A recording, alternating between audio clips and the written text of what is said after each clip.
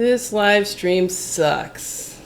All right, camera's right there, so we're gonna kind of chat. We're gonna see if we can follow along the comment stream split screen so that we can actually see this stuff.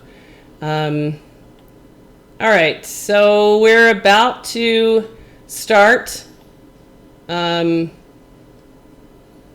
see. Can you guys? Let's see about chat. Can you guys see us? We're about to. Yeah, finally. Sorry about that. We had to kind of figure some shit out. All right, so ignore that. We're gonna look here at the chat, yeah, so that we can kind of talk as we go along, and then we're gonna. This is sort of our live what they're seeing right now. Okay, yay. Okay, so we're gonna start. So we are gonna do a special tool time.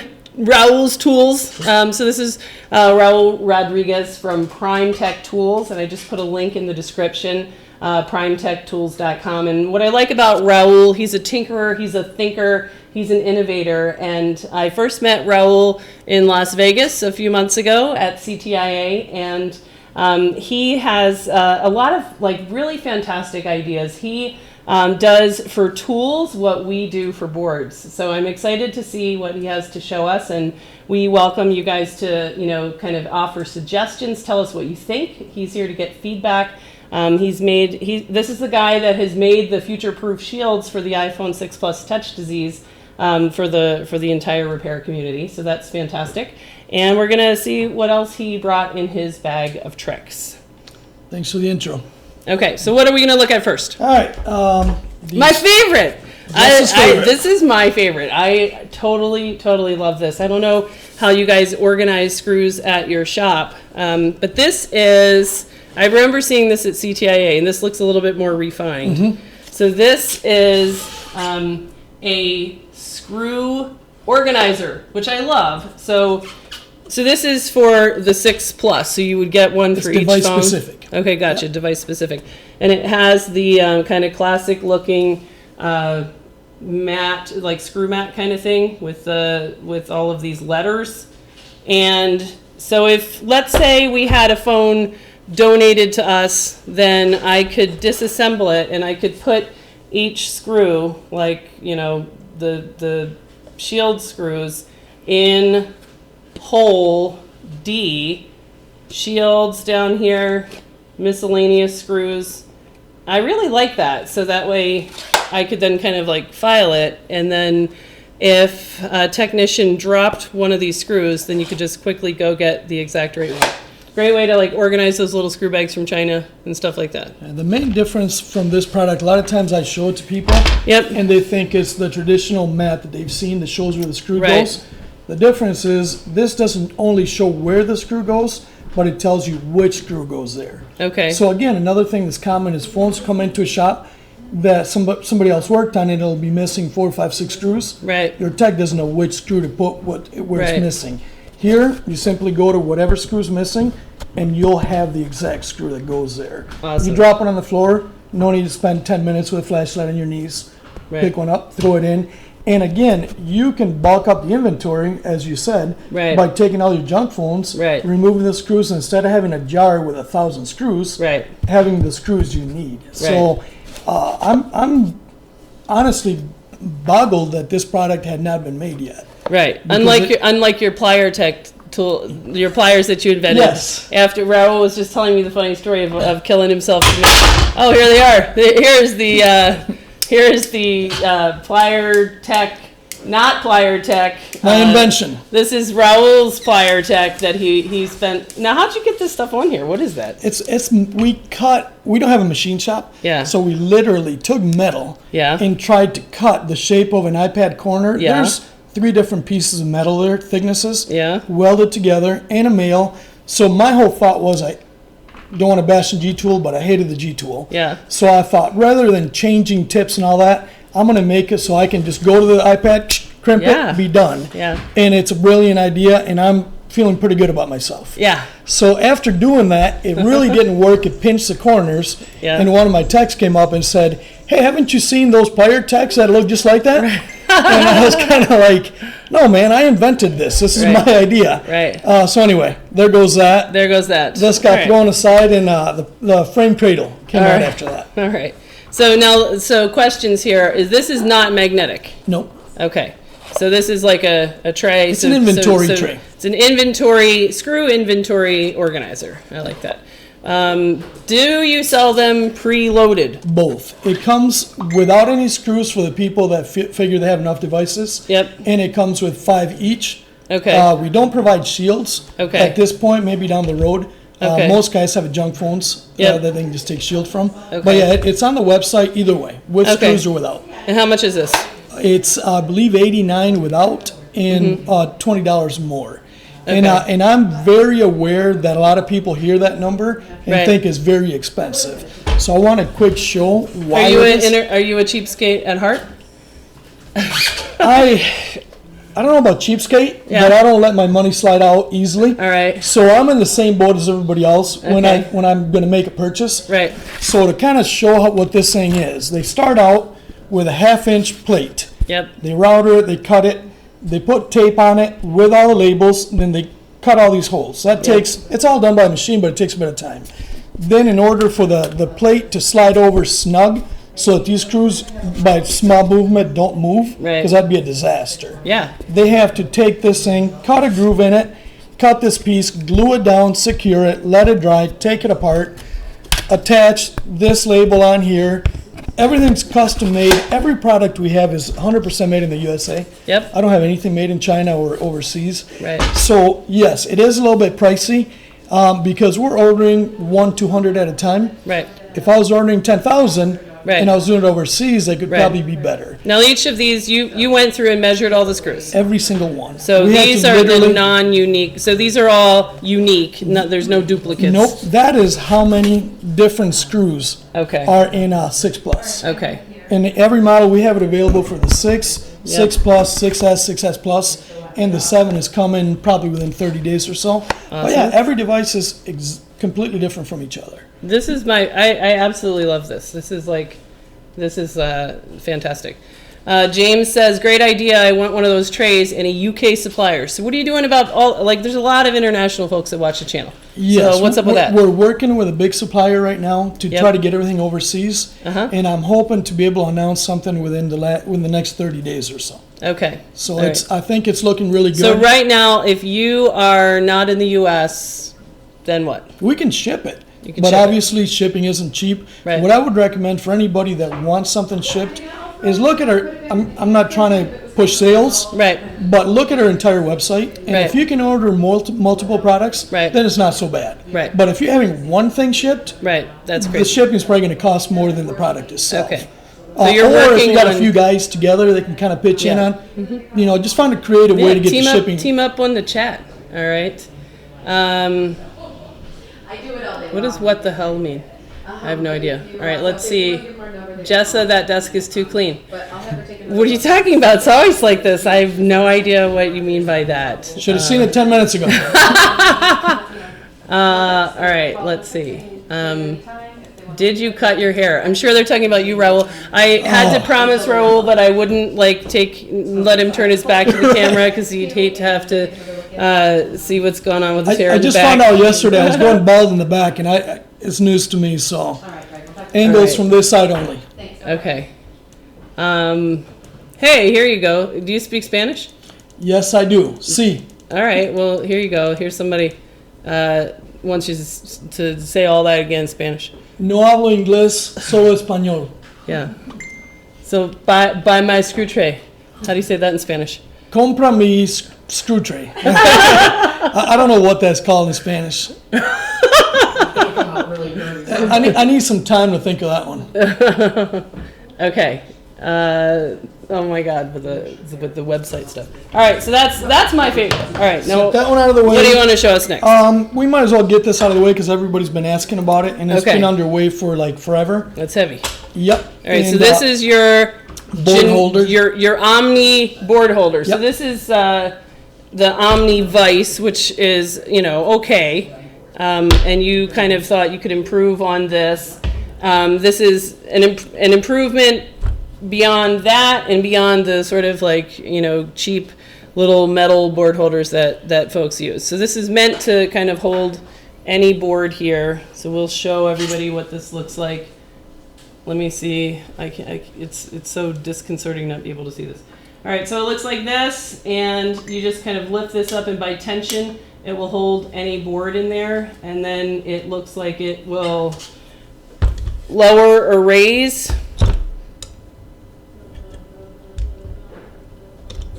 So it can kind of get down low so that it can fit under your microscope. So let's grab a board and see what that looks like. All right, so we'll switch over here to microscope for a second. Microscope. All right, so we can lift this up and stick a board in here. Now you were telling me earlier that this is a prototype, and the ultimate one is going to be a little bit different. Yeah, it's going to be about a 1/2 inch narrower. They made the hinge a little bit wider than I'd like to see it. Yep. There's no need for it to be that big, so it is going to be the same length, but not quite as wide. Alrighty. Okay, so this would be, you know, like if this was a iPhone TriStar job where you had to kind of dig out this underfill. I think that's sort of like the common use of board holders, where you need something to hold that down. And then if you wanted to flip around and look at your backlight, let's see what that would look like. So this is back in the board holder. Like right here, that guy is covered in underfill. Let's see what that's like. Let's test it out. Let's give it a test drive. So we're going to try to pick some underfill. Now, do you microsolder at all? That would be extremely dangerous. I think we should have you do a repair then. Oh, no. Yeah, man. I don't even know how to do a screen swap. That's all right. All you need to do is have good equipment. Yeah, I see what you mean. I would like this, I think, to be a little bit tighter. Yeah, the prototype, the tension on the spring is a little too soft. Yep. So the final version, the spring will be a little bit beefier. Yep. So it'll bite down a little bit harder. All right. So those are the two changes. The spring will be stiffer, and the plates will be not quite as wide. It is pretty handy, though. I like that. I like that it can fit under the microscope, and I like that it is very, very Omni, because I think for a lot of us, I don't know if this is just me or not, that even when a good tool exists, if it takes more than 2 seconds to like use it, then you Too much just effort. don't. Yeah, I really like how there's, you know, you don't really have to adjust any of this. You just kind of can stick this under there. So if it just kind of lived here, then, you know, board after board, you might, you know, kind of help yourself out a little bit and stay up off of the mat. Yeah, self-adjusting. You don't have to turn the knob, whatever. One of the feedback I got from a lot of guys, they would actually use this surface to put their parts while they're working, Yep. some of the chips. Yep. And they could do two boards at the same time, the donor board, the board they're working on. Yeah. Because you can put it on the side or the front, it really Right. doesn't matter. So that additional surface space. All right, so how do I make this go like, so I just can Exactly. go like You that? can swivel it. So if you're doing any type of repair where you want to see the chip from an angle, you can turn it any direction you want. And then, so now you can see whatever angle. I see what you mean. Yeah, that's pretty cool. That you could look at your balls. Exactly. That's important. Yep. You always have to, we have to do a lot of looking at balls around here. All right, makes no sense. comment. So the other, And then you could measure something, like if you had to measure on the you two know, sides, one side and the other. I think Yep. that's something you have to. now see, it does do every now another and then. function kind of for the same thing. I don't know, to be honest with you, if it's necessary or not, but I listened to some of the guys that's what they suggested. Yep. You can do it this way, Yep. or you could do it the other way. Okay. So gotcha. whatever's handy, or say you're working on, you want to check both sides. Yep. So this part here, I suppose, could be eliminated if you wanted to, if you wanted to rely only on this side. Yep. But I guess to me, the question to eliminate it or not was, it's not going to hurt anything. Right. If somebody doesn't want to use that, don't use it. Right. For the guys that do, it just gives. I wanted to make it where nobody would say, well, I wish I did this. Right, I put so gotcha. much time into that thing Right. that after like probably good 9 months, Yep. I don't want to hear somebody say, well, you should have done that. Let's see what the comment guys can say. What do you wish that it did that it doesn't do? All right, let's see. Post the orientation online. What is that? Since there aren't any decent photos of that chip online, what are you talking about? The backlight driver? No, I mean if you scrape off the stuff, you're not going to be able to tell anything. So it looks like a piece of glass. How can I get one? I'm from Jordan. I bet you just print a screw mat from Google Images. LOL. I don't believe so. The mats I've seen show where all the screws go. I've never seen one that shows which screw goes where. I'm not saying it doesn't exist, but I've never seen it. Sure. We had to create it ourselves. Yeah, I remember. I remember when I saw this the first time, Right. my feedback was what would be helpful would be to go figure out which screws are identical. Like, are the screws that all go down the LCD back plate the same? They look the same. If they're the same, I want them all in one hole. And Exactly. you did that, right? Yeah, they're under that letter then. Yeah. Yep. Letter S. I saw that. Yeah, I really like that. Okay, magnetic top for this thing, for the board holder. What do we want a magnetic top for? Can the plates also be used as a heat shield? Says Brandon. Sure. I mean, if you're heating here and the rest of the board is inside, it's going to be kind of automatic, I suppose. That's That's not the intention, but I don't know. Yeah, heat. Well, so when Raul first got here, we did a little demo, and we'll talk about that again about sort of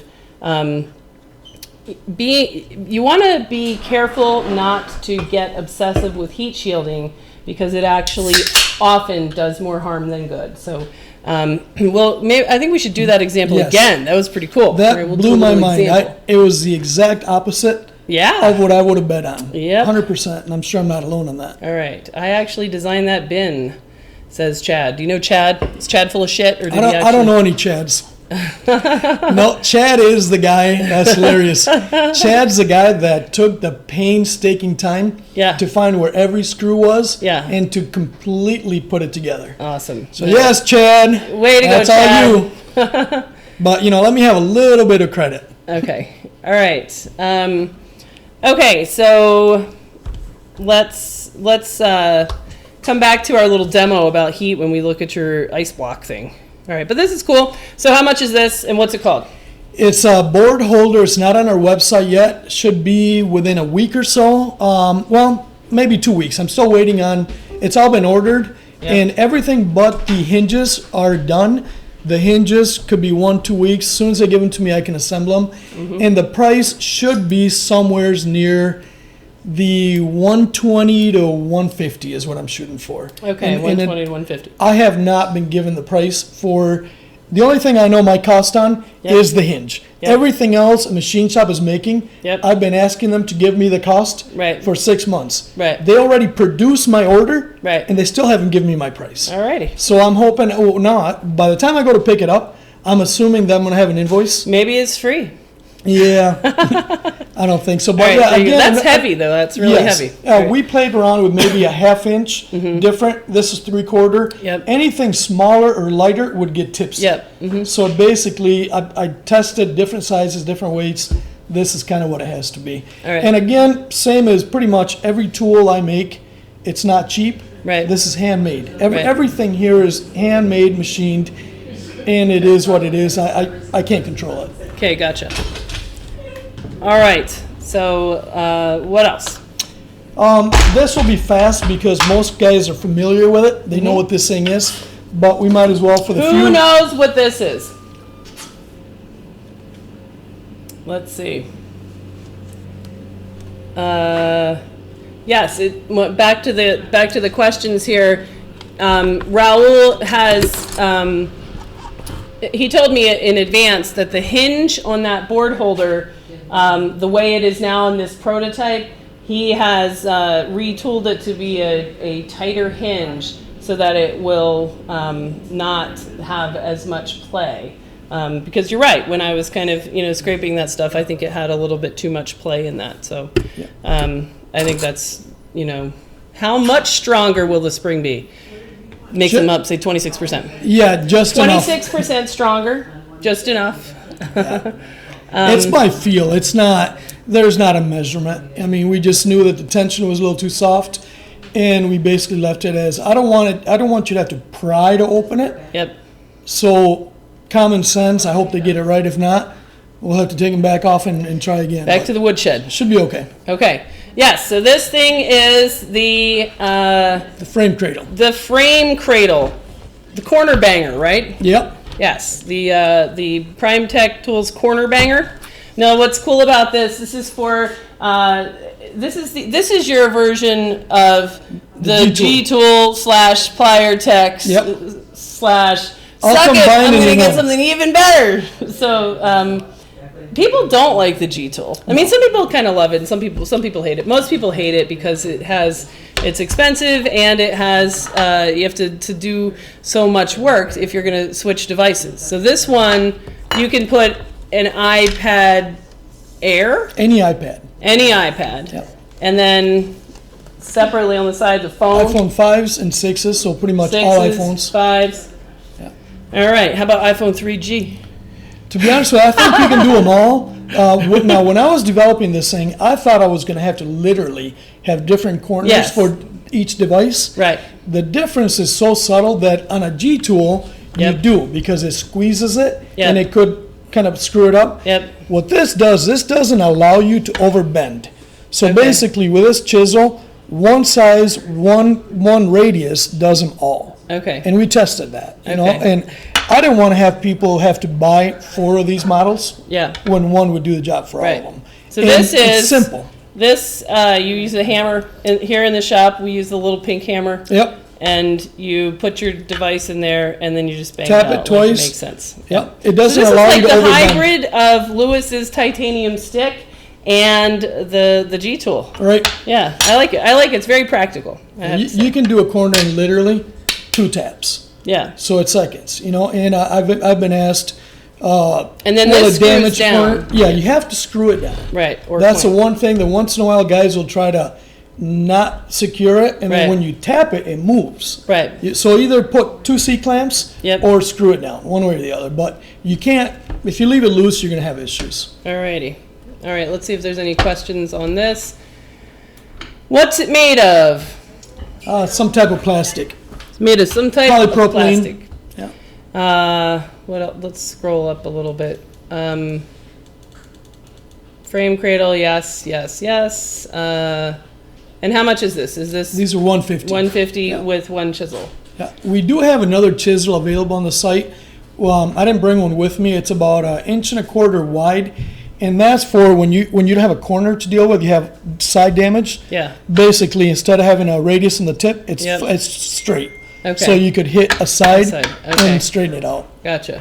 So that you're not tempted to do this. Exactly. Yep, that's exactly what it's for. All right. If you don't have this, get it, says David. Fantastic. Somebody's coming. I like David's way of thinking. Lewis's stick works on bad customers. That is true.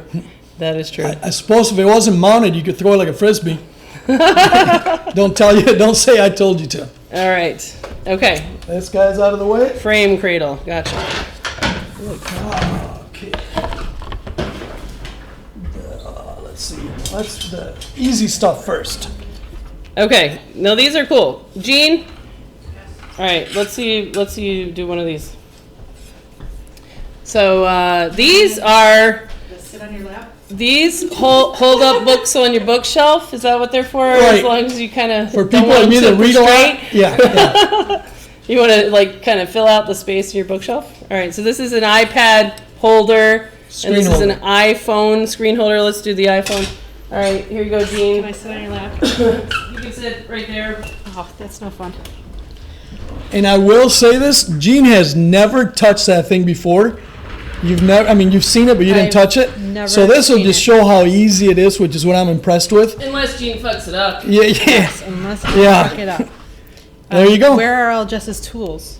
And we don't need no tools. The other problem. They're around. So Jean's just reassembling a iPhone here, and this thing, what I like about this, I just saw this for the first time a few seconds ago as well, and what I like about it is that, you know, I have one of these, I don't even know where it is anymore, one of the orange plastic ones I got from Union Repair, and honestly I never use it because, you know, fixing the thing just to set a screen in it is more trouble than just kind of holding it with your hand, which is what most people do. So this is a super handy, clever little screen support that is meant to be about the price of your water bottle with rubber band solution or whatever. What are you guys doing? That's what I want to know. What do real people use to prop their screen up while they're screwing on plates and stuff? Do you just use your hand? I honestly prop mine on that microscope, and I don't know what I would do. If I didn't have that microscope, I don't know what I would do. Let's see. Nobody does I told anything. you, look at that, MacBook Retina keyboard studs. Mm-hmm. I totally called that a couple months ago. What do you have under your blue silicone mat? I have a cutting board, an Epicurean cutting board that I used before the blue mat. Hands, just hands, my hands, whatever's around me, solder spool, my fingers. I use my microscope too, it says mat. Rubber band, hands, cup, fingers.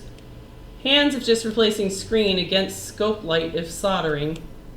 Bottle of alcohol, solder roll, and Omni-Vice. and that's Omni-Vice. Does it still swell when hot? So did you go visit David? Mm-hmm. Did it swell when hot? What I don't know what he's talking about. What you swells? talking about, David? The blue mat. Oh, another vote for the Retina stud removal Yeah. tool. Now I want to delete that because I think that you're going to go back and invent that before you make my Before the next before you trick. make, you know what? I think Matt is also going to be Matt. Are you interested in Raul making some little thing that you could take to the gym so that you can prop your phone like a little like kind of foldable tripod so that you could take form check videos on your deadlift? Has folded fit in the lady's purse, by the way. Yeah. Huh? The mirror You can't bring those with you. here, and you have to have your head looking like totally 10 feet up. You're gonna fuck up your neck. That's what's gonna happen. Now, the beauty of this thing is just how simple it is. Yes, very It's simple. you Didn't don't have to adjust it. pry it into I anything. did when I first posted pictures of that. That's not on our website, by the way. So if anybody goes to find it, it's not there because these are prototypes, and I'm waiting for the real one to come so I can take proper pictures. A lot of guys suggested, hey, can you fold it, this and that? And the answer is, I really would rather not. That would complicate it. It would triple the cost. Right. And I think what it is people overthinking it. People Right. haven't used it. Right. You know what? It's one of the things that I guess if you use it, Well, I what think do you you'll be think, Gene? like, I think it's Would easier you just to- actually ever, let's say that thing was, you were putting together a phone and that thing was as far away as this. Would you bother to reach up that high to pull it down on your desk? I mean, of course, if it's in a drawer, you're not going to use it. Right, if But it's if in a it drawer, were not just, let's be real, it were just right here, would it be useful enough that you would do this I think I would use it more for iPads. for iPads? Yes. Because Like iPad Air. I could see yeah, for I'm iPad Air. always Yeah. trying to iPad Air stand is those seriously freaking needs things one. up when you're trying to hold the battery or adjust the battery, all that kind of crazy stuff. How useful is that? Scale of 1 to 10. I think it's useful. It helps support it so it doesn't fall down while you're trying to get your screws in. So Mm-hmm. it is helpful. your hands can Easy focus to on the use, repair yes, and not not dealing on- with the screen. Worrying about your flexes tearing or anything. Mm-hmm. I liked it. I think if it was right here, I might use it. If I didn't have a microscope to set it on, because that's just super easy, because it's right there. It's, this the microscope trumps this. But if I were, like on a desk like this, and it was right here, then yeah, I could see using that. Although Yeah. sometimes I use my microscope to make sure my connections are getting into the right spots and lining up. So I can't use the microscope. Ah, I like this girl. And then I go tilt it. to the angle that I need to see with my microscope too. Oh, I like that. That makes sense. And the guys that aren't working on a microscope, they're just, usually most shops will have one microscope and 3 or 4 other workspaces. Right, where we have So, 8 microscopes. You guys have a scope at every workspace. So this isn't usual. And we have like 3 that don't have. And they're always filled with shit. Yeah. All right, let's see what else is on here. Great for training. That is true. I like that. If you're training someone, that is a really good point. If you are having to train a new technician and together you kind of need to chat about it, I can see that that making a lot of sense. They can concentrate on one thing and not be All right, trying to hold the screen. Come back around to the driver's seat. All righty. So what's this thing called? Phone screen holder, and I think you should call it library bookend, psych. Yeah, it'll come up in all the good Google searches. So what's it called again? Phone screen holder and iPad screen holder. Phone screen holder. I'm really creative. How much is it? These will be about $7. I was trying to keep it at $6, but by the time I had the adhesive and all that, I wasn't able to do it. So that'll be about $7, which is half of the new G-Tool holder that's coming out. That's $15. The iPad one will be between the $14 and $15 range. All right, gotcha. All right, let's see if there's any questions on this thing. Let's see. Talking about the blue mat. Under my blue mat is the Epicurean cutting board. The UK is screaming out for decent tool suppliers. Oh my God, I can hear them. Wow, they are loud. Matt says hell yeah on the deadlift tool. Fantastic. Nice. I'm working on it. I bought a tool with a clip that holds the screen at the correct angle. Okay, is it this? This is the one that I got from Union Repair, but it's too. I do not use this whatsoever. I mean, you can like kind of screw it in and all, but it's just like by the time you position your phone in there, it's sitting right here, and I have used it 0 times. So that's that. Full closed water bottle. All right, Raul, how about a plastic clip to slip on? This? A plastic clip? Tell us what you mean, Lynn. Yeah, I guess I don't quite understand what it would do. All right. It holds a screen on its own. I had some people ask me, do you need to secure it? And you don't. As you saw, the screen doesn't move. Right. So to try to lock it in place or whatever it's not necessary. Right, yeah. So this is not metal. This is a foam, this like a non-skid? Non-skid foam thing. And if you, stick a phone in here, it just kind of sticks to it just by nature. Yeah, it doesn't move around at all. So this doesn't move. And that can kind of just sit right there, and that's... The simplicity of it is what simple. I think will make people use it. Yeah, it's what I like about your tools, is that they are practical and simple. All right, so that is the screen holder tool. It has a coating. It needs easy slip-on plastic C-clamp to hold raised screen. No, it really doesn't. Again, that's people that have never used it. Yeah. You would think that sort of stuff. But it really doesn't. It doesn't move around. And if you do secure it with a C-clamp or whatever, now say you want to move the phone. Yeah. Now you got to undo the clamp and move it. This way, if you want to move it, you could, nudge it. If you don't want to move it, it stays in place. So, again, you got to try it, and then I think you'll see that. That holder will be nice for the 7 and 7 Plus. Yeah, it'll do both. You can do the 7 sideways. Obviously, the screen is shorter, so it's not an issue. Print something on it so it does not get legs. All right. How much for those stands? $7. Yeah, 7 for the phone and about 14, 15 for the iPad ones. All right, I'm going to come back to the heat sink causing damage during repair. It's mostly about people over taping. Let's see what else is going on here. The most pointless and expensive tool I bought was the G-Tool screen jack. Is that the one you're talking about? Yep. Still have nightmares about buying it 3 years later. Right. What stops the screen from falling forwards? Well, it's leaning back. The angle. It leans back and it stays right there. All right, screw finder looks incredible. Yes, it does. Zach knows what's what. What tools do you have for micro soldering? Okay, all right, so we're caught up. What else? All right, we'll just keep in the simpler order. This guy here, again, this is one that most of the guys have seen, and is for adhering the digitizers on iPads.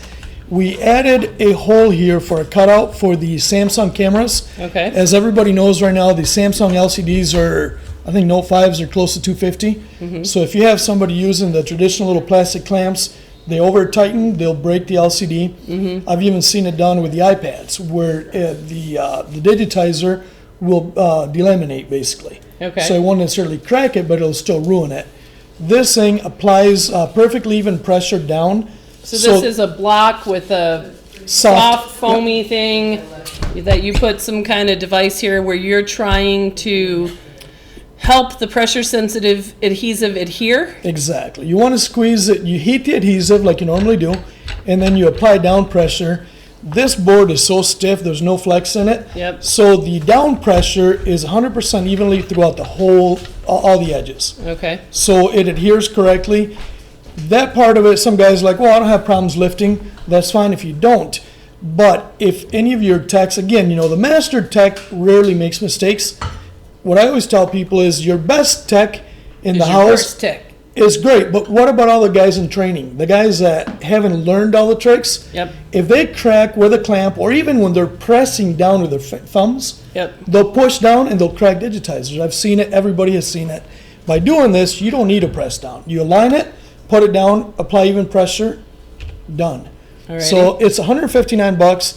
If it saves you one Samsung digitizer, this thing paid for itself. Alrighty. So it's a way to simplify No, the do process. people do that? I mean, I don't know. I only do Samsungs for data recovery, so that means they never get put back together. Or at least I don't put them back together. I don't know about what Sharon does. How many of you guys use some sort of a pressure-based tool for your iPads or for Samsung screens? Let's see. Johnny Lee thinks you're cute. Hey, Johnny, it's past your bedtime. Go to bed, buddy. All right. He's getting too personal. We don't need to, you know. All right, let's see. Think there's any way to make a tool for reballing chips easier than just Captain taping them down? Yeah, put a piece of glass on it. By the way, I'm going to post a video that just uploaded right after this where I reball a NAND chip. I used my NAND programmer to solve an error 4013. Yeah, if you're not using a piece of glass, then that's what you need to do. All right. Let's see. Not magnetic. G-tool is a waste. Blah, blah. Okay. So I want to hear the answer to what do you guys do for whether or not you use any kind of clamp at all. Yeah, and the Samsung phones, if somebody wants to kind of jump in and comment on it, have you had any of your techs or yourself in the process of finishing a Samsung repair, crack or damage the LCD during the final phase of the install? Every time I ask that question, the answer is yes, every time. So I'd like to hear that from one of you guys instead of me. So we've got one guy saying he clamps with the old iCracked plastic frame clamp, which is the thing Trent uses. Yeah. That is the best iPad clamp system. I love it. Do you know Matt Lore? I don't do screen repairs. Always wonder what it was for. I have seen Samsungs delaminate from pressure. I don't think delaminate is a real... Yeah, it totally is. Yep. Delaminate, that's totally a real word. Unlike a lot of these made-up words. So that one time you wrecked your Samsung screen, cost you over $200. This thing here for $150. It's impossible to do that. This guy sticks his under a laptop. This guy sticks his under two... Wait, encyclopedias are still a thing? You guys still have encyclopedias? Wow. We use clamps, and he's had a novice tech crack some. Exactly. The clamps, you can't control the pressure. If you push it in too far, too close together, you'll delaminate the And this guy LCD. uses 3 old laptops. First guy, you gotta get 3 old laptops on there. Okay. All right. Sounds good. Okay. So clamper. Well, now how much is that thing? These are 159. 159. All right. We'll play with this guy a sec. Leaving that for last. Okay. So this tool. Oh yeah. Oh. Let's get this out of the way because we're not gonna do that. Oh, that kind of sticks up there. This is one of the latest tools that we released, and what this is for is when you have a housing that's bent. Yep. It's not going to fix every single housing, but most of the ones that are bowed are actually quite simple. Let's see. Let's look at that. So this is we just kind of pulled this from the pile of the bent 6+ stuff. So I mean that's severe. That's pretty severe. Yep. All right. Put this baby to the test. Let's see. So basically Do you think it's going to work? Oh yeah, it's going to work. So you put a spacer under each side. Okay. If you don't do that, you need to kind of overcorrect because it will kind Okay. of come back. All right. So basically you try to line the hump Yep. under one of these, one or the other, depending on which one you need to use. So if that's about the center, We'll zoom in on you so we can see that.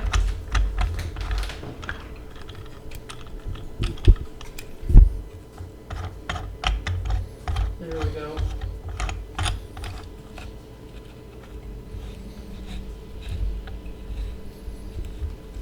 then I usually like to look from the side so I can see how far to go. Okay. This block being big enough makes sure that you don't take and cause a whole nother dent. Yeah. So this is kind of a trial and error. You push down to where you think you've gone a little beyond where it was. And if you think you did enough, take it out, see what it does. If you didn't bend it or straighten it enough, you go a little further. But I don't like to go too far the first time and actually go in the opposite direction. Okay. So this is just another common sense tool. Common sense tool. Love it. There's not, a whole lot to it. All right. Now remember what it was like before? Yeah, that's better. It's way better. Now what I do is I would lay it on the counter and see. Let me make this unviewed in here. All right, so this is what it looks like now. That's one side. You still have to deal with the opposite side. Okay. Yeah. So you straighten each one side at a time.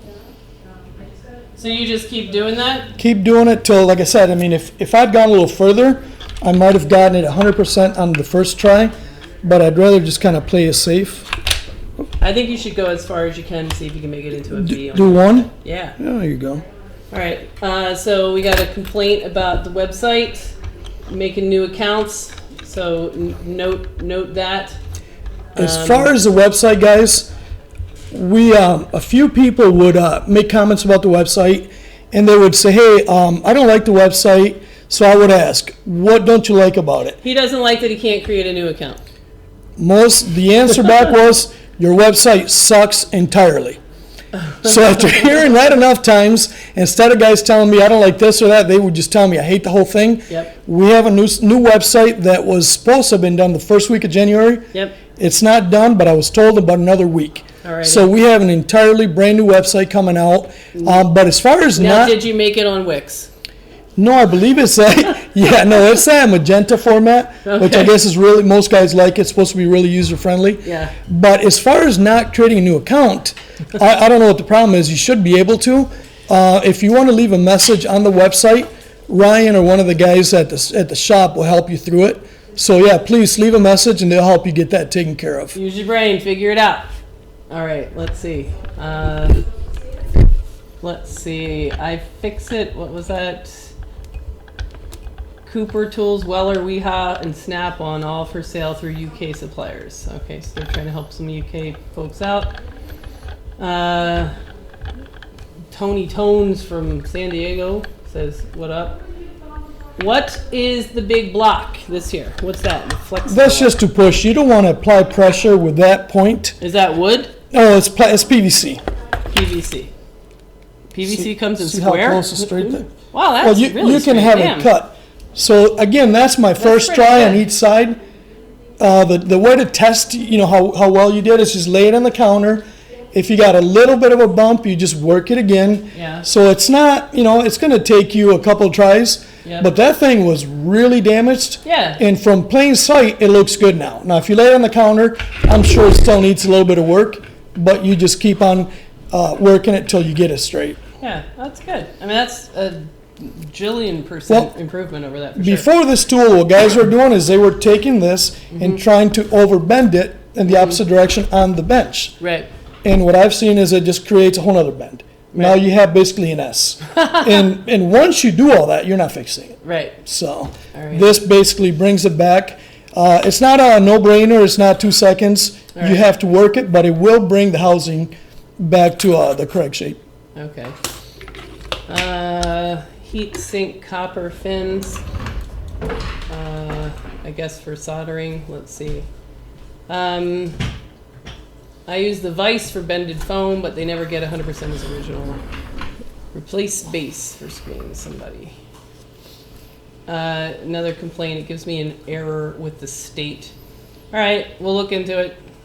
Yeah, please, if you have any issues with the website, just leave an email, leave a message, and the guys will help you take care of it. And I do apologize. I have nothing to do with the website. I can't help you, but we'll get it taken care of. Are we straightening the frame with the board in it? No. Come on, nobody's that dumb, I hope. Please say no. No, of course not. That would be a great way to break a board. What do you mean you tried the glass trick and it pissed me off? The glass trick is fantastic. All right, what are those things? These are basically not all that much for the repair industry so much. These are prototypes, so you'll see writing and things on them. But this is basically a stand for, where's my phone? Over here. For either iPads or iPhones. Now this is for iPads, so this thing's huge, but I'm just showing so I don't have to go find an iPad. And there is a smaller version, basically identical, for phones. So if you're, watching a video on your iPad and you don't want to hold it, that thing will do the trick. This was also a prototype. It's made of tin. Obviously, it'll be made of aluminum, but you get the gist. It holds your phone. The cable goes through here. This is more intended for either displaying phones you have for sale at your store, or if you're somebody who works behind a desk all day and wants to see if somebody calls without having to pick up the phone and look at it, you can see who's calling you. All right. Those will be available probably by Monday. Those are coming out at the same time as the screen stand. How much are those? These will be probably close to the same price, 7 and 15, about same as the other ones, pretty sure. All right. So pretty cool. That's that. And all right. Last but not least, the unproven. The unproven. All right, so Raul came in here today with an idea that he had for me to look at. So he's got a big hunk of metal, and he said, Jessa, what do you think about some big hunk of metal that you make very cold and using that as a base to do a touch IC microsurgery on? And I said, I don't know about that. And I made him watch an example, which I think was instructive. So let's see if we can kind of recreate that a little bit. Let me grab some, let's see what we have here to work with. Well, maybe some audio IC. Dead boards. Looking for dead boards. All right, here's two iPhone 6s. And I wanted to just kind of like show you guys this little illustration. And let's use our timer again. Here's what we're gonna do. I have noticed from forums and just kind of like paying attention to the world that a lot of folks are really afraid of overheating their board repair. So let's say I wanted to do a job here where I want to take off audio IC or put a chip on. These are both cold boards. And what I see sometimes is people that will make like a surgical taped area of Captain tape in the hopes of protecting the board from heat. And I wanted to just kind of do this little experiment with you guys. So we're going to actually set a timer and time how long does it actually take to get a audio IC off of a cold board in two different scenarios. So how I would take off the audio IC, I would first look around and say, is anybody around here going to be bothered by heat? So that means I'm looking for underfilled chips. Wi-Fi, maybe. This guy over here, maybe. But the audio IC in its sort of immediate area, no. This guy doesn't have underfill, so I'm not going to worry about that. So I'm going to take this chip off like I normally would. So I'll get some tweezers, I'm going to get some flux and put that on there ahead of time. And this is a room temperature cold board.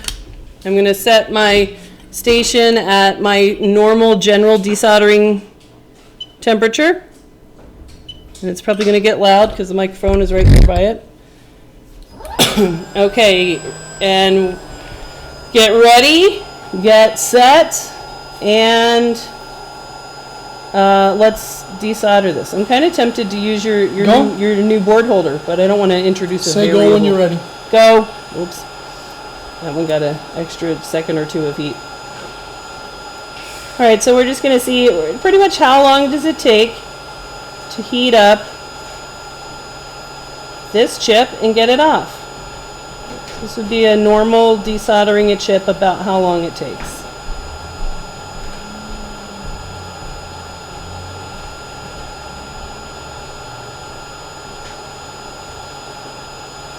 Okay, off. How long was that? 29, almost 30 seconds. All right, so just about 30 seconds. And that is pretty typical. Now let's click back to the camera for a second. And I want to show you what happens if I take a different cold board and I'm going to do one of these sort of surgical tape techniques that a lot of people do. I don't want to damage anything. I'm going to tape off everything so that everything is protected by the amazing heat protective power of this little piece of tape. Now when I teach the class, I sometimes ask for a volunteer if Captain Tape is such an amazingly heat protective stuff, who wants to put a piece of it on their finger and let me blast 300 or 400 degrees Celsius of air on it. I never get any takers. Kind of thing. I almost got a taker last week, but eventually even he smartened up. All right, something like that. All right, let's look at this under the microscope. Okay, so I have made this sort of like surgical field where everything is protected by Captain Tape except for the actual chip that I want to take off.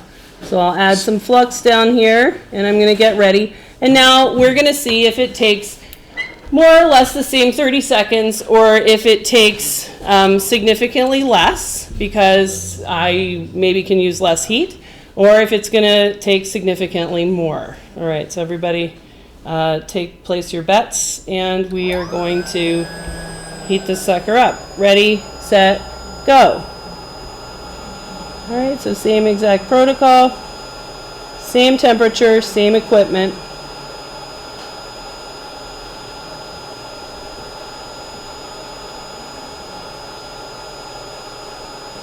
Let me know when 30 seconds goes by. Okay.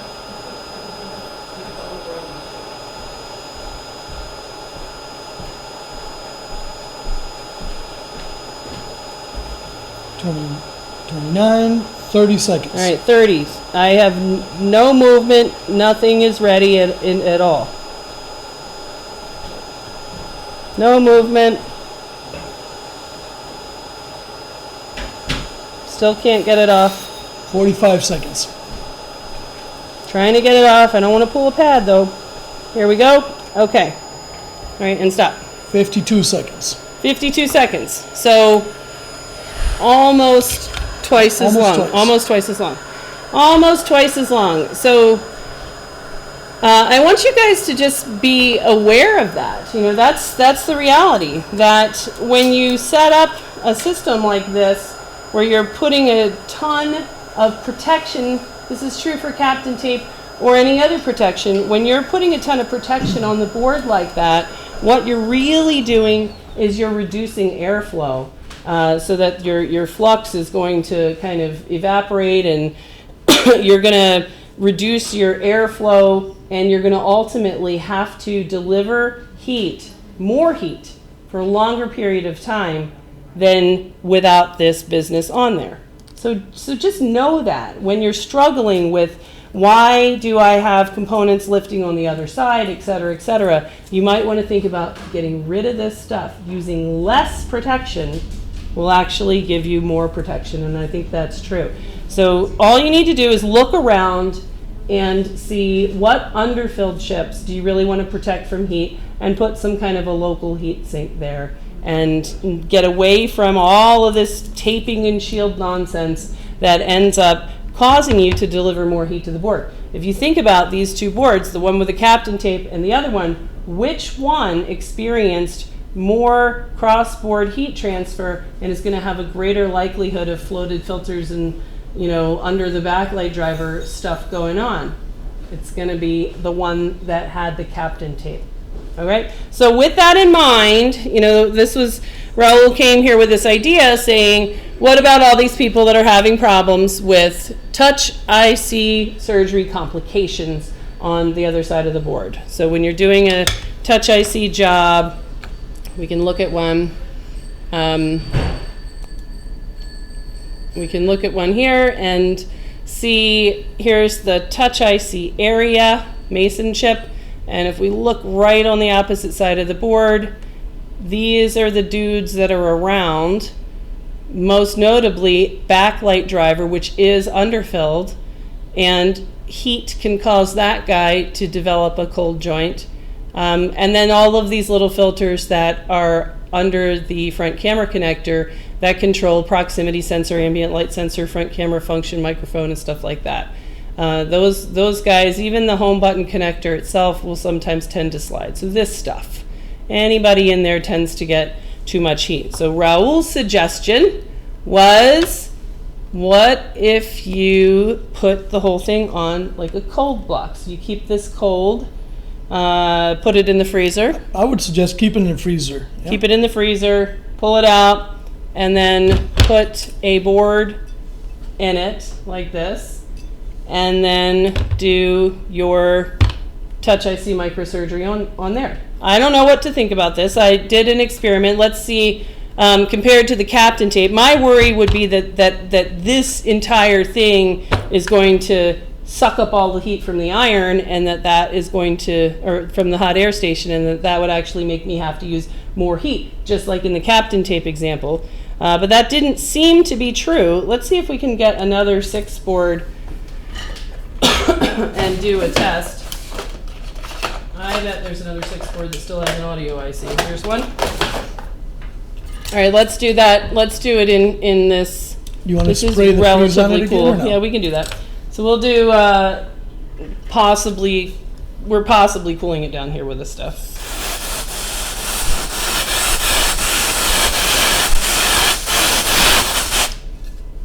Always a good day when you can use freeze spray.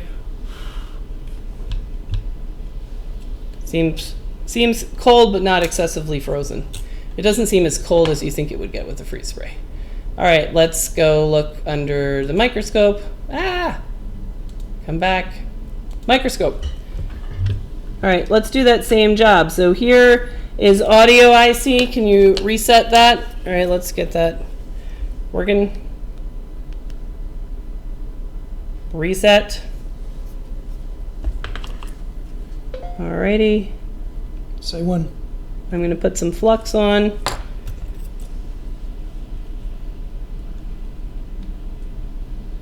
All right, and we're just leaving the board kind of seated here loosely in this block. All right, and go.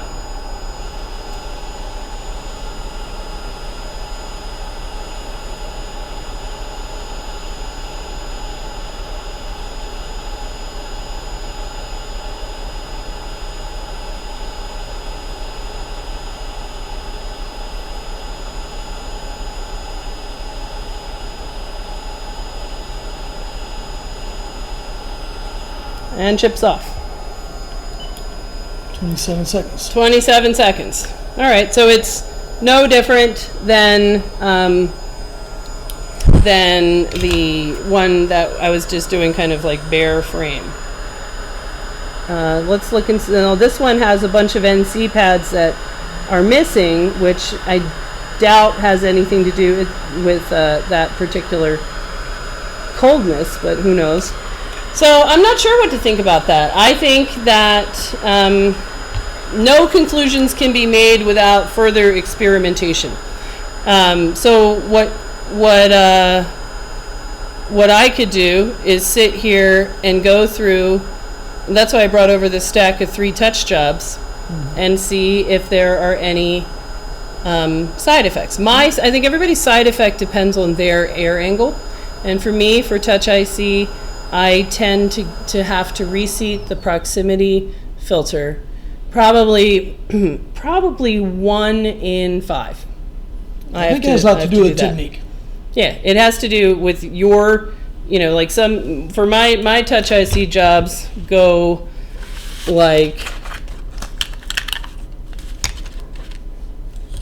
with an angle like this. That's my air angle.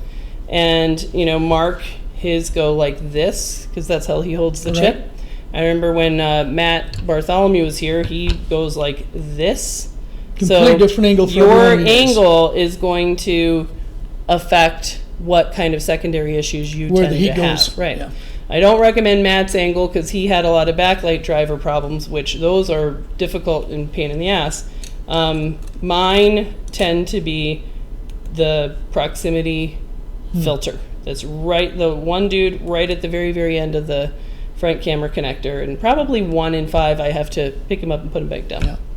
Which isn't a big deal, but that's the deal with that. All right, let's see what. Nope, I don't use Amtech. That is a giant urban legend as far as I'm concerned. Let's see. Oh, Lewis is on here. I mean, I love Amtech. I would never use anything but Amtech 559, which I only buy from my exclusive distributor, Lewis Rossman. Let's see. What else is on here?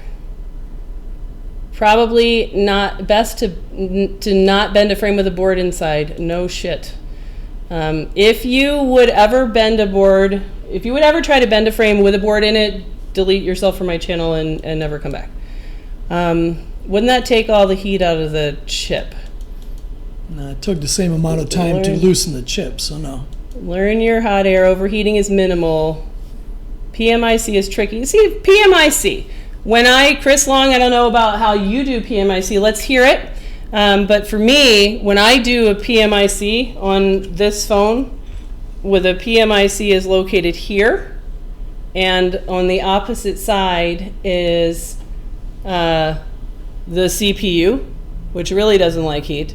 So when I'm doing that job, I will tape a quarter. This is my strategy. Tape a quarter like this for PMIC. I always do it like that. And then I keep really precision control of the heat, and I always use the exact same heat, and it's real serious, unlike all the rest of the chips. Then it'll come off and go back on with no problem.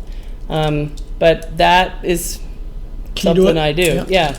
So, I would play around with this. I mean, it's not necessarily a bad idea, since we've proven that it doesn't have the Captain tape effect. Right. Maybe that would be okay. My thought with this is, for a lot of the guys that are just getting into the soldering and don't really have the technique mastered, and they're overheating certain areas. Right. If you're heating over a block of ice, let's say, that's keeping the rest of the board cooler, it's an aid. Right. It's a way to kind of cheat a little bit and help you maintain it. It's a potential aid. Here's the thing.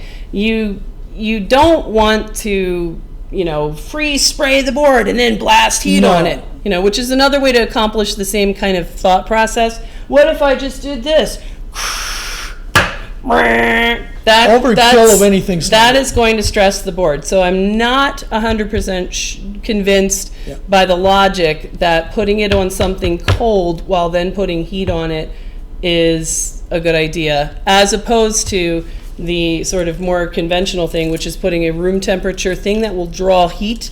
You know, you'll have to heat up this first before you can heat up something under it. So a heat sucker, a heat sink. Yeah. So that's generally what I do. But I'm not so gotta play with it. this won't work that Yeah. I wouldn't play with it. I think that there could be some idea there. I'm not The sure. other testing could I be don't know to what Lewis not make thinks it about cold, that. just use it at room temperature as something that also helps control the heat.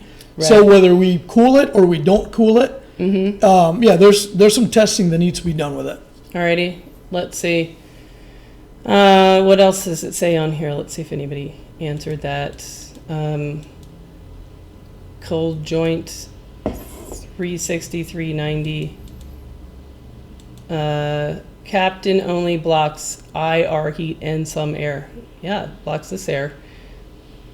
What's the subject? Jessa was trying to show that a lot of people use way too much Captain tape in the hopes that it's going to protect chips, when actually the reverse is true. It will make you add more heat to the board, and you'll have more cross-board, through-board heat transfer, and that's going to make things worse for you. It's like a condom, it just takes longer. Yes, it is true. Haha. Surely you're not reducing airflow, the tape is acting like a heat sink. I think it's airflow. I mean, if you kind of look and feel like it, a piece of plastic isn't really a heat sink. A heat sink is something that itself heats up, and like the ground plane. You couldn't substitute all the ground planes in a board for tape. That's not going to work. It's not going to really efficiently draw heat through the board. It's for sure blocking air. Way to go, Chris. He always knows what's what. Does anybody use bottom board preheaters before using hot air? No, just because on this scale, it's important for a bigger scale, but on this scale and the underfill, I don't like the idea of, and maybe I'm wrong, but I don't like the idea of raising the temperature up on the underfilled chips so that the hot air that I apply is going to, I think, make them expand and get bothered by the underfill. I usually see filters lift slightly the most when I do touch IC, but it's rare. It's convenient, less time for hot air, less surrounding heating. Okay. Jessa found a sponsor. Haha. Free pizza. Okay, here's another question. Does anybody know who is Mike? Somebody named Mike that we don't know sent 3 pizzas to the shop. Somebody, and we called the pizza place. We're like, what the hell is this? Who's Mike? Who's Mike? Yeah. And they're like, Mike from Michigan. We don't know who that is. We're looking for Mike. That's right. Mr. Freeze, Lewis, what size tip do you use on your hot air? Because nobody's answering. Jessa, looks like Chip Quick. Anyone know where I can get a breakdown of the Magic Mouse? You sure are all are NC? What do you mean? Of course. What memory? You don't need any kind of memory to know what is connected and not. And this is another thing that just drives me crazy. All these posts was like, does anybody have their ZXW working? I don't know what these pads go to. What do your eyeballs say? Look at these. What is this connected to? Do you see a torn trace? No? Here? No, no, no, no, no, no, no. There is no question, no schematic, no ZXW needed. If you don't see a torn trace, there was never one there to begin with. Somebody can go look that up and confirm that. That is totally true. All right. The clamp was just put back in stock. Oh, see, made a sale. There you go. What is this? I think I scrolled too much. We're looking at these comments. Update on the website, creating accounts from outside the US. That must be what that is. Okay. Still not working, but they are more than happy to create an account for you if you call and speak to a rep. I pull the shield and tape a copper RAM heatsink to the CPU. Sounds the same, more or less. Somebody sent me one of these cute little fin-based heat sinks. I thought that was cute, but I still just grabbed the quarter.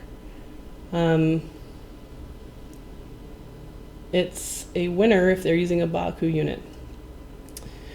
God damn, this size tip on the hot air. I don't know. I'm not getting out a fucking ruler. It's this big. You know, it doesn't matter what my tip is. Use what tip makes sense for you. All right. Heat sink stuff, heat sink stuff. Tip on hair, no matter that much. That's right. All right, let's see.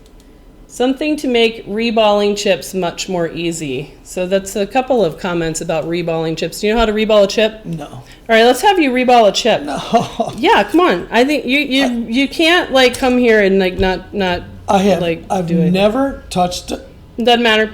any of this. Doesn't matter. Let's reball a chip. Come on. Raul. Come on. You can't like not solder something. This could be disastrous. It's going to be fine. It's going to be fine. Let's reball one of these chips that I just took off. All right. Are you ready? This is going to help you. You have to do this so that your fans are demanding help with reballing stuff. I think I had 2 fans, and after this, I won't have any. So I think this is going to backfire. This is going to go great. All right. Here's the thing.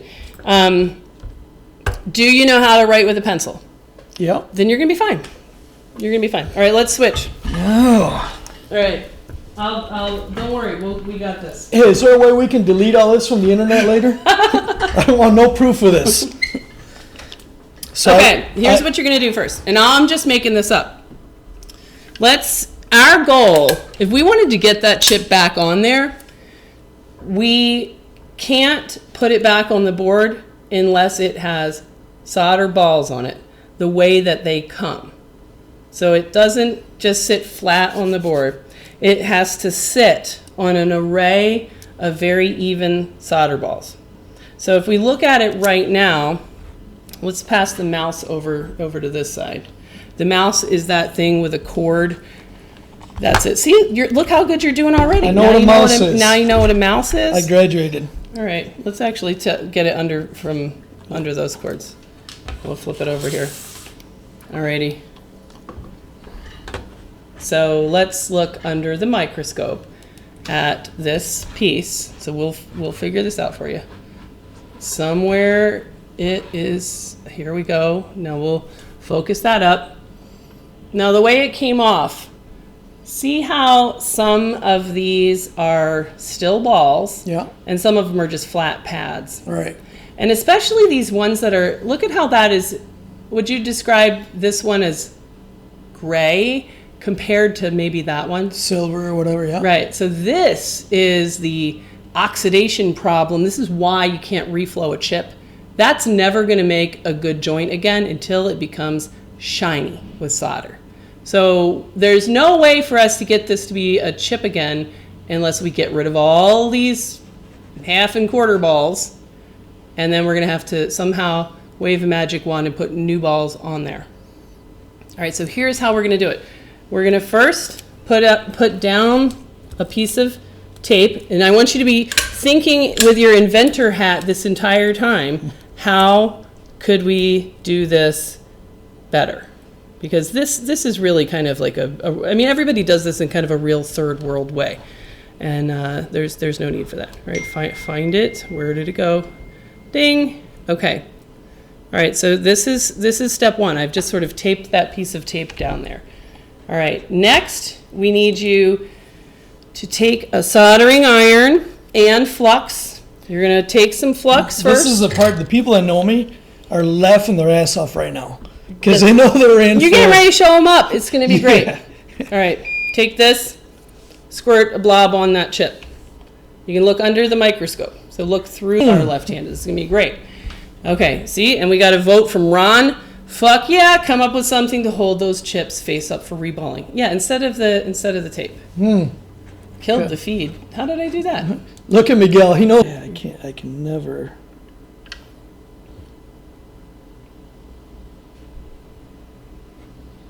going on here.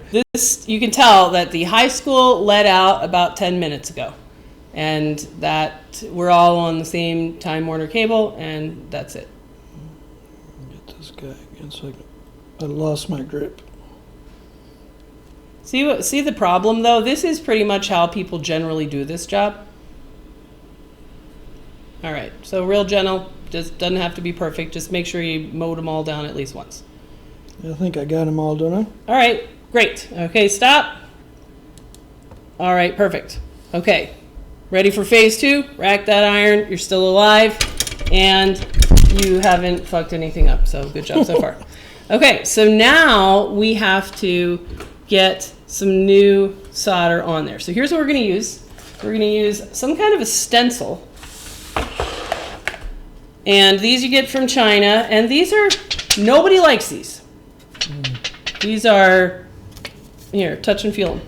Yeah. These are when they get bent, they, you know, like the heat and stuff kind of warps them. Yeah. Nobody likes that. Everybody hates these. These universally suck. There's better ones that you can get, you know, sort of also from China. There's, you know, things like this for like CPU work. This is cool. This is a magnetic one. Yeah. You know, like to kind of, how do you keep it down there? Yeah, stays in so there's place. lots of creative ideas here. You know, that everybody's sort of trying to solve these same problems. It's really, you know, but look at how chintzy that stencil Right. is. You know, I've never even Thin used film. that one. Yeah. All right, so now we have to just kind of pick. Does that one say iPhone 6? We got to find one for iPhone 6. This is iPhone 6. I don't know which one, because these are all marked in Chinese, so that's not even marked. Audio IC, which is something I'd like to know. So let's just see That one if fits this on. is the right pitch. So what you're going to have to do, this is the hardest part. So, done with the tweezer? I do it like this. I'm going to look under the microscope, and looking at the microscope, try to find my hands, make that perfect alignment. This is tiny. Make that perfect alignment, stick it down on the tape. Directly over top. Okay. So This let's watch you give that a try. We'll probably have to reset you on another piece of tape, but you can give it a try. Play around with it for a little bit, see what happens.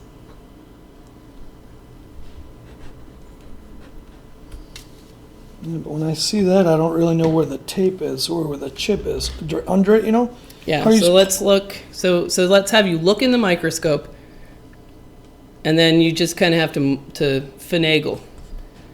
Get your template down lower, and you're gonna eventually you'll be able to look through those holes to kind of see the I chip see under. what you're trying. Yeah. Yeah, it's tough. That's a hard part of the job. So move to, like, not him. He's not the right stencil. Okay. But you can kind of see through him, right, to the balls, to the chip underneath. This is the right one, right? Yeah, it's our potential candidate, but we don't know if it's going to be a match for the pitch or not. So you'll have to sort of rotate around because our chip wasn't square and try to get it on there.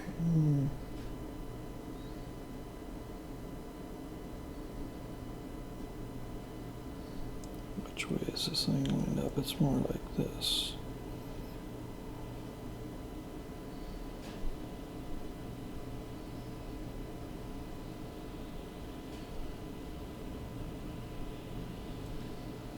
You're getting closer. It Okay, looks pretty very good. close.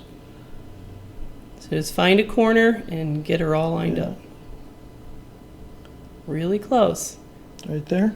Okay, then gently press it all the way down. Okay. We're going to call that close enough. It's, you know, look up on the screen. We probably could have done a little bit better, but just to move yeah. on, we'll call it close enough. See how you're Yeah, well a little lined bit up off. there? You're well lined up there, but down here, Yeah. it needed to kind of shift down a Don't hair. mess with it or leave. Well, for just this example, let's just stick with that. Okay, Okay, all right. we'll this chip we're gonna Yep. throw away anyway. Okay. All right, so now kind of press it down on there, make sure it's really down there, really firmly. Okay, so now let's take a Q-tip and alcohol, and this stencil itself is just a little bit too dirty right now. So we will grab you reaching out with your right hand. There's a The alcohol. Nemo and Dory, yeah, and some Where's the Q-tips? Nemo and Dory, straight ahead. Ding, got it. Nice.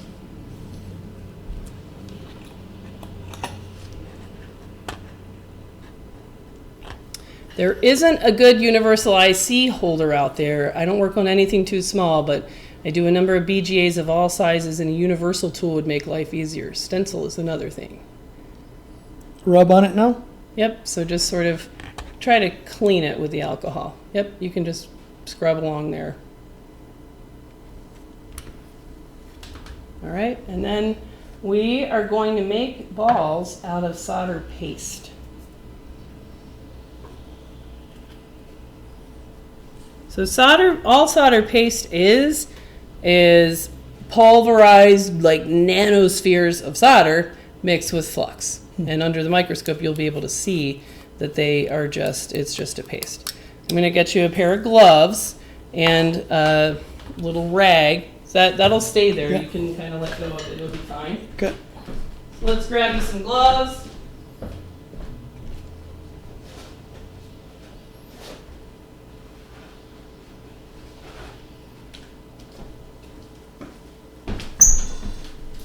What I usually do. Hey, Johnny, I'm not repairing. I'm probably breaking it, but that's all right. Where did you get the stencil? Probably, I don't know, China, somewhere in China. Somewhere deep in China. All right, here's some gloves. Now you're gonna look like Lewis. Hey, Lewis, I'm getting into the Mac repairs soon. Watch out. He should be really nervous now. I can't even get gloves on. All right. There you go. Now you look like a professional. Ready to go. Now what I usually do is I take a particular pair of like my crappy tweezers, and I'll take some of the paste out and I just kind of like stick it here, because you don't really need a lot of it. That's like way too much. Now put one finger in that paste and rub it on your Pointer finger? yeah, one of them fingers, and rub it on your stencil. Right over the balls, right? Yep, rub it on your balls. Go ahead. Give yourself a nice little ball massage right here in the middle of the day. I sent my daughter away so she didn't see this part. Okay, so then we'll give you some kind of a paper towel, and I'll squeegee it off like you were kind of silk screening a t-shirt.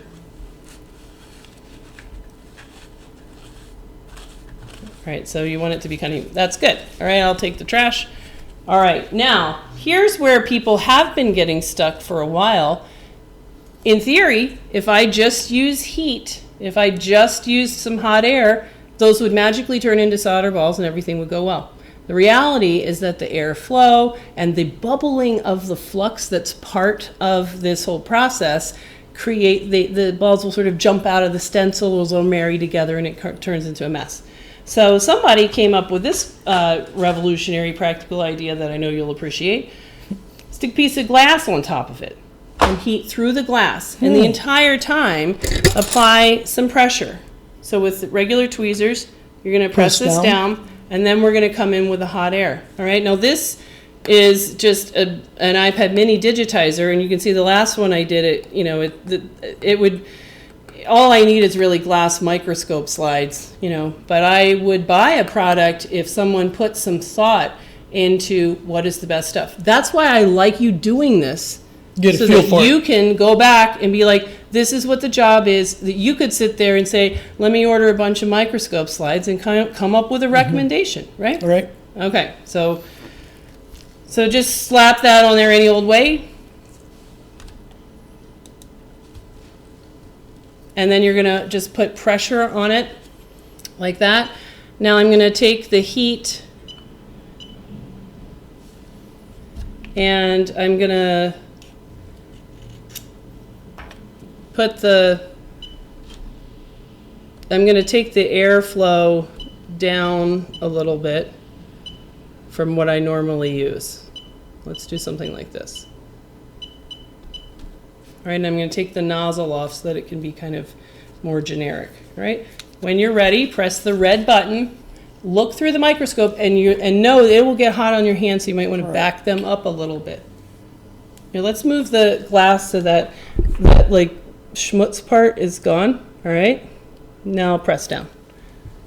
Okay, we'll go ahead and hit that red button and see what happens.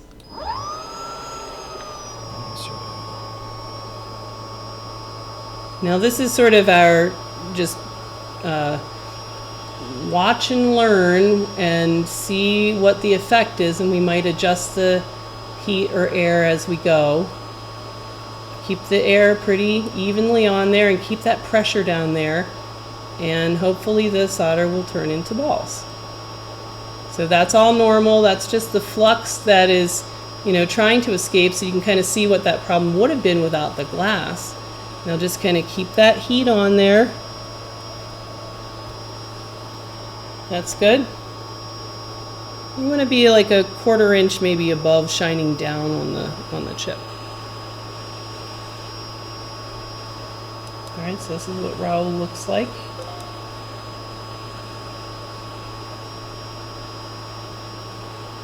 Are you close to your chip? When we That's why I lose track of where I'm at. Okay. Yep, there you go. So under the microscope, when you can see your nozzle, that's sort of a bit of your clue that you're in the right area. All right, so let's try to hold I see what you steady mean by right the heat there. on your other hand. Yes.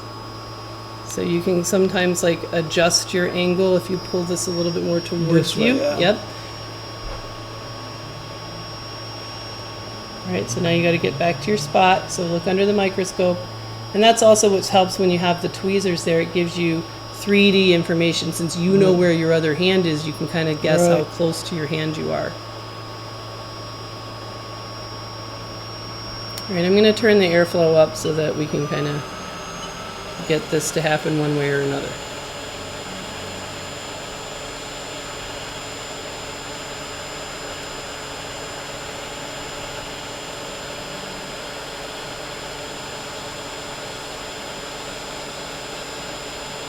I think a heat-resistant glove is something people that's a would must. buy. Yeah, if it was a tight-fitting, Not you overly know, bulky. Yep. right, exactly. That is a problem that people have with heat. You have to kind of adjust your angle and, Yep. you know, but I liked what you said about sort of beginner problems. You know, there Right. are beginner problems that kind of get in your way. Keep it there, keep it steady. See, you got stuff happening. Keep it there, keep it steady, keep it steady. Keep going, keep going. See, we've got some of the balls dropping down. That's good. You've got enough heat on there. Stay right there. Stay steady, stay steady. All right. Now just relax the tweezer pressure and let that glass come up. All right, let's go ahead and take the air away, and now flip off that glass. And now let's just sort of look. All right, so this, don't touch it. It's you know, I think that if we were to do this again, you can see that we have some, lined. look at where you were aligned well, Right. worked out, right? Yeah. So if The we, bottom you know, the wasn't. bottom ones wasn't malaligned, but that's Right. okay. Now from here, I'm not sure that we have them rounded up and heated enough, but you'll be able to drop that stencil off. So what I want you to do is, with no glass, I'm going to turn the airflow way down, and we're going to add a little bit of flux on here. And now I want you to just look through the microscope, shine this heat on there, not too close, not touching them. And let's kind of get them to round up again without touching them, and maybe we'll be able to kind of get that stencil to free. So they'll tighten up if we reflow them.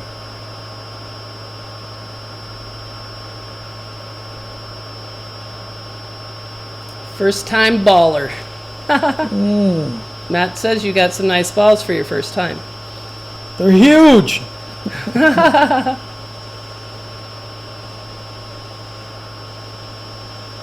Okay, so that's good. So let's stop, let's let that cool, and then we're gonna attempt to get the stencil off.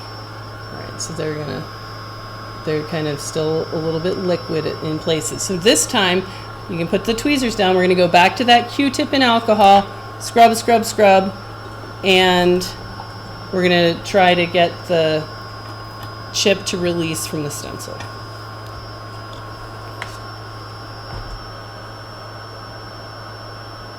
You got a well done from the man 111. Lift the stencil yet or no? Well, it's stuck with tape, but you can try. So you can flip it over, peel off the tape. And then your chip will still likely be stuck Use on the there. tweezers to lift it up.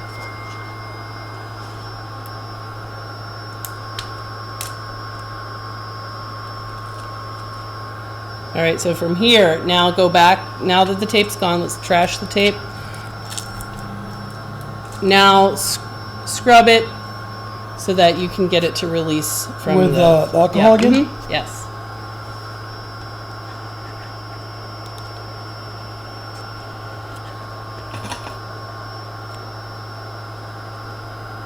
So we have an idea from Kryn.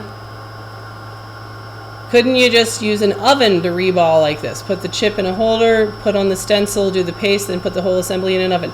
That's a great idea. Then if you look up some of the, Chinese tools for this stuff, one of the ones that I like the most for CPU reballing did exactly that. It was a jig it wasn't an oven, but the jig itself would heat up to soldering temperature. So you pasted it, you got rid of the stencil, leaving paste balls, and then the whole thing, Temperature? it like sat on a heating rig, and then it kind of came up to temperature. So try to lift it with the tweezers now? Let's try to do something like this, where we're just kind of like really aggressive, Okay. and then maybe poke a few. There you go. There you All right. Now flip that over and see if you can line it up under the microscope so that we can take a look. That looks like a lot of solder still there. We'll look on the good side. All right, so we'll forget about the side that was kind of malaligned. But so you have some good balls. There you go, ready to go back. Ready to go back. This is definitely going to work. There you go, nailed it. Oh, gloves off. All right, but that's the idea of how that goes, and I think you can see like what the challenges are in that. Now that by itself is pretty largely doable. Most people can reball chips like that with no problem.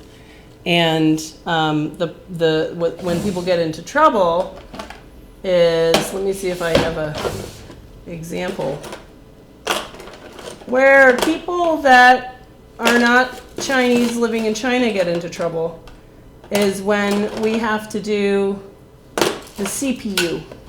The CPU itself is a double layered chip. I don't think I have a board. I had a board the other day that had no CPU left. I've got one. I want to show you this so you can see the scale.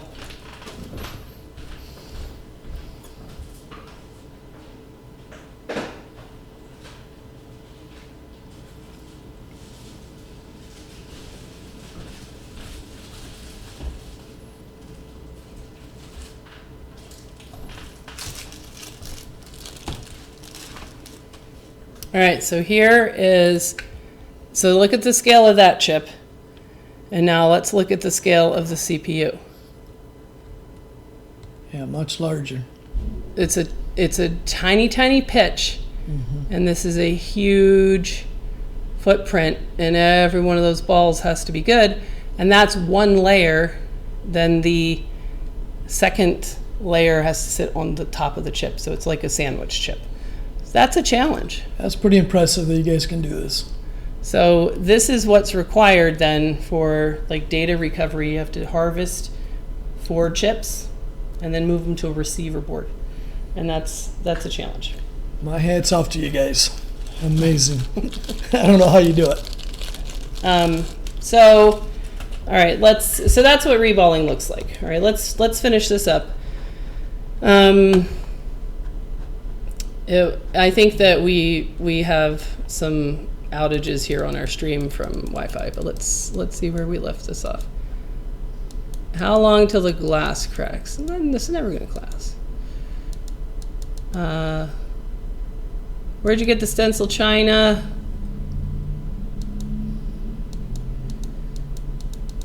Nice trick, the glass. That's not my trick. It's what you learn when you look at forums. Mike is a great pizza Mike. Yeah, I love you, Pizza Mike. Nice balls. All right. Oven comment. And I think that he listens to people and he tries to solve problems that are real. So I know that after he gets back home to Michigan, he's gonna check in on this this video. All these stream comments don't carry over when this becomes a video. Okay. So we will have you check in on the comments and see what people think about these tools and what kind of what they like and don't like, or suggestions for new tools or. Perfect. Yeah, I always like the feedback from everybody. And what I tell everyone, every time I visit shops, let me know what your problems are. You know, I can't solve them all, and a lot of them I can't. But if you let me know where you're struggling, what tools aren't getting the job done, then I'll put some effort and time into it to see if I can come up with a solution, and I'll do my best. And then your other big one is the future-proof shield, which I use every day. Yep. So this is Raul developed the future-proof shield that we use for every Touch IC job. Need some more of those. Yep. And you know, of all the things I bought, I didn't bring in. God damn it! Get the fuck out! We're done. How could I forget that item? Yeah. So those are great. Those have been working out really, really well. It's so nice to not have to cut those out of tin anymore. Good. All right. So let's see if there's anything else we wanna ask. Yeah, Mark should definitely run a line up from Florida of his like gajillion speed data connection. Here, your wife's calling on her on YouTube. How do we do it? Destroy 10 or 15 boards first. Design a jig for reballing so that even you could do it. I don't know. All right. So did you talk about exploding batteries, fireproof containers? I did a while back. Somebody brought that up. And I found a trash can with a lid on it. Yeah. And the best I could get was from Granger for like, I think it was close to $90, and somebody jumped in and found it on Amazon for like $45. Yeah. I think that's a great deal. It's got a lid that self-closes. $45, I think that's a great investment. Or you could just not poke batteries. Yeah. Do that. Hey, I did it once, and somebody what I kicked that iPad Air out the front door of this shop so fast. As quick as you can, yeah. And then Christy bought these fire extinguishers kind of recently, but I don't think we're never going to need those. Become a distributor in Scandinavia. Okay. All right, so this has been well over time for us, so hopefully you guys got to see some cool stuff, and you can go head over to PrimeTechTools.com and see what the rest of the stuff is over there. And these guys, you know, I encourage you to support folks in the industry that are, you know, doing their best to solve your problems, and support and encourage them so that more solutions will come down the line. All right. Appreciate you guys watching. All right. Thank you. Thanks. And we have to go back here and